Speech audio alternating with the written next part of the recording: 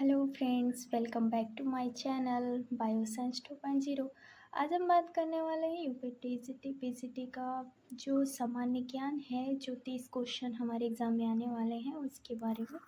जैसा कि आपको यहाँ पे दिख रहा है, तो हमारा जो ऑफिशियल वेबसाइट से मैंने ये सारे के सारे जो सिलेबस है पॉइंट टू पॉइंट लिख दिए हैं। जैसे कि देखो, आपका करंट अफेयर जो है, करंट अफेयर में राज्य, राष्ट्रीय, अंतर्राष्ट्रीय महत्व के समसामयिक घटनाएं, चर्चित व्यक्ति के बारे में और खेल के बारे में, ये आपका करंट अफेयर से रिलेटेड पूछेगा।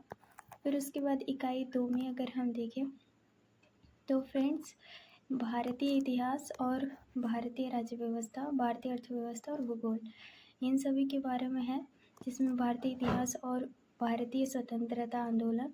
दूसरा है भारतीय संविधान एवं राज्य व्यवस्था, शैक्षिक व्यवस्था से संबंधित विधिक और संवैधानिक विकास। तीसरा है भारतीय अर्थव्यवस्था। चौथा है भारत का सामान्य भूगोल और जनसंख्या, जिसमें से हमारा तीसरा पॉइंट है सामान्य विज्ञान, सूचना और संचार प्रौद्योगिकी, जिसमें सामान्य विज्ञान सामायिकी संदर्भ में प्रौद्योगिकी एवं पर्यावरण से संबंधित है। दूसरा है मानव स्वास्थ्य एवं स्वच्छता, जिसमें विटामिन, खनिज, रोग, अल्पत्य रोग, हार्मोन्स, एंजाइम्स के बारे में पूछेगा। तीसरा है कंप्यूटर इंटरनेट शब्दावली पढ़ना है। फिर उसके बाद आईसीटीसी के यानी आईसीटी के प्रयोग के बारे में। फिर उसके बाद पांचवा है शैक्षिक प्रौद्योगिकी में विकास के बारे में। इतना हमारा जीएस वाला पार्ट था। तो ये 3 पॉइंट्स ही हैं जो हमारे यूपीटीसीटी पीसीटी के समान ज्ञान में दिए हुए हैं। ये 30 क्वेश्चन इन सभी से ही पूछेगा। तो अब हम नेक्स्ट पॉइंट पे बायोलॉजी पे आते हैं।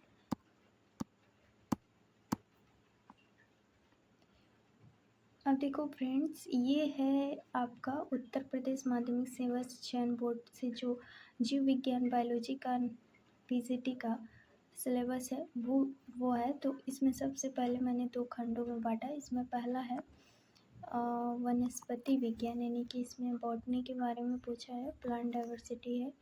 उसके बाद पौधों की वर्गीकी, टेक्सोनोमी ऑफ प्लांट, निम्नलिखित प्राकृतिक और आवास और संरचना यानी प्रजनन का अध्ययन करना है, जिसमें सवाल है ब्रायोफाइटा है, टेरिडोफाइटा, जिम्नोस्पर्म, एंजियोस्पर्म की कुलों के बारे में बात करना है, जिसमें ब्रेसिकेसी, स्ट्रेसी, मालवेसी, लिलिएसी और सोलेनेसी, इन सभी के बारे में अध्ययन करेंगे। तो ये नए सिलेबस का है, ये सारे ऐड हुए हैं, अलग हुए हैं। जैसे एंजियोस्पर्म में क्या, एंजियोस्पर्म में क्या पढ़ना है, जड़, तना, पत्ती आदि की आकारिकी एवं रूपांतरण, ऊतक विज्ञान, वृद्धि और प्रजनन और विकास के बारे में पढ़ना है। फिर थर्ड में पादप यानी प्लांट फिजियोलॉजिस के बारे में, जिसमें जल संबंध, वाष्पोत्सर्जन, भोजन का स्थानांतरण, प्रकाश संश्लेषण, श्वसन एवं उपापचय, पादप पोषण, पोषक तत्व, नाइट्रोजन स्थिरीकरण, पादप वृद्धि नियामक, फाइटो हार्मोन्स, पौधों में पुष्पन, तनाव, फिजियोलॉजिकल कैकी और पादप वृद्धि एवं गति के बारे में। तो आपने जीआईसी अगर पढ़ा होगा ना, जीआईसी, तो ये सेम ये प्लांट फिजियोलॉजी का उसी का है सिलेबस। उसके बाद हम माइक्रोबायोलॉजी की बात करें तो विषाणु हो गया, फाइटोप्लाज्मा हो गया, आर्कीबैक्टीरिया, आईपीयू बैक्टीरिया, कवक में सामान्य विशेषताएं, वर्गीकरण, वृद्धि और प्रजनन, जीवन चक्र के बारे में पढ़ना है। फिर सवाल में लाइकेंस के बारे में, फिर उस सहवाग लिखा हुआ है। फिर उसके बाद सूक्ष्म जीवों का आर्थिक महत्व, फिर उसके बाद बायो फर्टिलाइजर, ये ऐड हुआ है नया बायो फर्टिलाइजर में। फिर उसके बाद अगर हम बॉटनी के नेक्स्ट पॉइंट में देखें तो 5वां पॉइंट है, तो आर्थिक वनस्पति इकोनॉमी बॉटनी में औषधि और सुगंधित पौधे, खाद्य पौधे, चारा एवं चारा पौधे, रेशेदार पौधे, फल और सब्जी पौधे, एंथोनोबॉटनी, सजावटी पौधे, तेल उत्पादन पौधे, इमारती लकड़ी के पौधे, ऊर्जा उत्पादन पौधों के विविध प्रयोग के बारे में पढ़ना है। फिर उसके बाद अगर हम देखें तो प्लांट पैथोलॉजी में विभिन्न पादप रोगों के कारण प्रभाव, नियंत्रण और उपचार, विभिन्न पादप खरपतवारों, रोगों और परजीवियों, जैविक नियंत्रण के बारे में स्टडी करना है। फिर उसके बाद 7वां पॉइंट है हमारा इकोलॉजी एंड इन्वायरमेंट, जिसमें पारिस्थितिकी और पर्यावरण की अवधारणाएं पढ़नी है। विभिन्न आवास पारिस्थितिक निकेतन इकोलॉजिकल नीसेस के बारे में स्टडी करनी है। एंड देन पारिस्थितिक तंत्र में संरचना, कार्य, पारिस्थितिक तंत्र, स्थिरता, वहन क्षमता, खाद्य श्रृंखला, खाद्य जाल, ऊर्जा प्रवाहन, परिस्थिति पिरामिड, बायोम। नेक्स्ट है जनसंख्या, जैविक समुदाय, भू रासायनिक चक्र, पारिस्थितिक अनुक्रमण यानी कि इकोलॉजिकल सक्सेशन, प्राकृतिक संसाधन उनका संरक्षण, जैव विविधता उनका संरक्षण, इनसेटू एक्सेटू। उसके बाद हम पर्यावरण के प्रदूषण के बारे में स्टडी करेंगे। तो देखो यहाँ पे है वायु जल यानी कि वायु जल और मृदा परमाणु प्रदूषण, रेडियोधर्मी प्रदूषण, ध्वनि प्रदूषण, ओजोन क्षरण, अम्लीय वर्षा, सुपोषण, जैविक आवर्धन, महासागरीय प्रदूषण, महासागरीय अम्लीकरण, विभिन्न पर्यावरण प्रदूषण और नियंत्रण और रोकथाम, जलवायु परिवर्तन, ग्लोबल वार्मिंग और ग्रीन हाउस गैस, पर्यावरणीय संबंध, नवीनीकरण, ऊर्जा स्रोत, बदलती बढ़ती जनजाति के खाद्य सुरक्षा। तो ये सारे पॉइंट्स हमारे कौन थे? ये थे हमारे बॉटनी के। जैसा कि आप देख सकते हो बॉटनी वाला सिलेक्शन हो गया। अब हम बात करते हैं फ्रेंड जूलॉजी वाले पार्ट में। तो जूलॉजी वाला क्या है? तो जूलॉजी वाला भी देख लेते हैं जो हमारा मेन पॉइंट है। एनिमल डाइवर्सिटी बिकॉज ये पीसीटी का है, तो जीआईसी पीसीटी में भी यही सारा दिया था। जंतु विविधता, फिर सेकंड है विशिष्ट वस्तुओं यानी विशिष्ट वस्तुओं के साथ वर्गीकरण यानी जंतु का वर्गीकरण। नॉन कॉर्डेटा में हम नॉन कॉर्डेटा फाइला का प्रयोग, निम्नलिखित में से कॉर्डेट्स की कार्य की शारीरिक पोषकता, श्वसन और प्रजनन, अमीबा, साइकन, हाइड्रा, स्केरिस, कॉकरोच, पॉलीमॉन, घोंघा और स्टारफिश के बारे में। परजीवी में प्रोटोजोआ, हेलमिंथेस में परजीवी अनुकूलन, बाह्य कोशिकीय पुटिकाएं, कीटों का आर्थिक महत्व।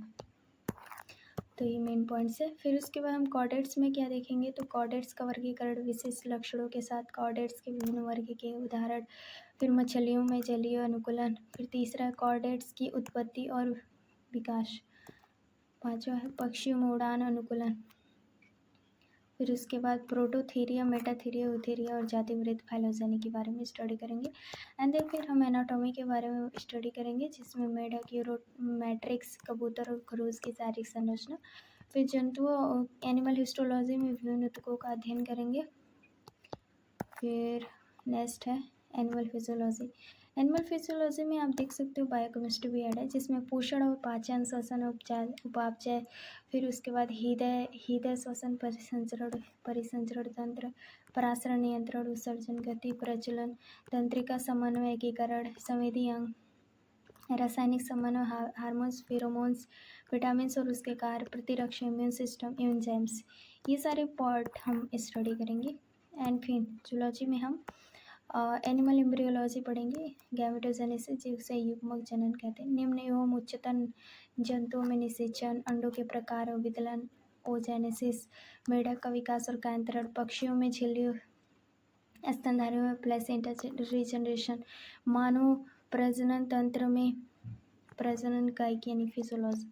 फिर उसके बाद हम नेक्स्ट पॉइंट पढ़ेंगे सेल बायोलॉजी, साइटोलॉजी जिसे कहेंगे, मॉलिक्यूलर बायोलॉजी, प्रोकैरियोटिक, यूकैरियोटिक कोशिकाओं की संरचना और गुण सूत्रों के बारे में बात करेंगे। फिर उसके बाद हम पढ़ेंगे कोशिका विभाजन, समसूत्रीय, अर्धसूत्रीय विभाजन, कोशिका चक्र।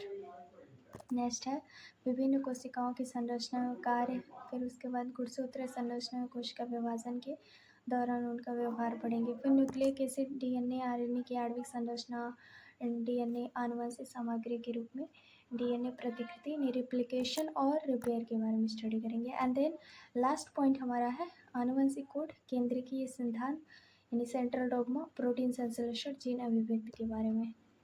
ये सेम जीआईसी का ही टॉपिक है ना। वैसे इजी टॉपिक है, कोई बहुत कठिन नहीं है। फिर एडवांस जेनेटिक्स में हम क्या देखेंगे? मेंडल के वंशानुगत के नियम, प्रभाविता, पूर्व प्रभाविता, जीवों के पारस्परिक प्रक्रिया के बारे में स्टडी करेंगे। वंशानुक्रम का गुणसूत्र सिद्धांत, जीन संलग्नता और जीन विनिमय, लिंकेज एंड क्रॉसिंग ओवर। फिर उसके बाद लिंग निर्धारण। फिर हम 10वां पॉइंट है जैव प्रौद्योगिकी यानी बायोटेक्नोलॉजी। इसमें हम पढ़ेंगे सिद्धांत यानी कॉन्सेप्ट ऑफ जैव सिद्धांत, जैविक प्रौद्योगिकी द्वारा स्कोप्स, जैव प्रौद्योगिकी में उपकरण और तकनीक। तो ये रहा 2026 का पीजीटी का न्यू सिलेबस, है ना, जीव विज्ञान का। तो आप देख सकते हो। तो इससे बाहर वैसे भी पीजीटी का तो कुछ आने वाला नहीं है, लेकिन 30 क्वेश्चन जीएस के और 90 क्वेश्चन आपके पीजीटी बायोलॉजी से क्वेश्चन पूछने वाले हैं। तो आई होप आपको अच्छा लगा हो। ये सारे हमारे 2026 के न्यू सिलेबस हैं। And thank you for watching this videos. Like से सब्सक्राइब। Thank you. कमेंट ज़रूर करिएगा।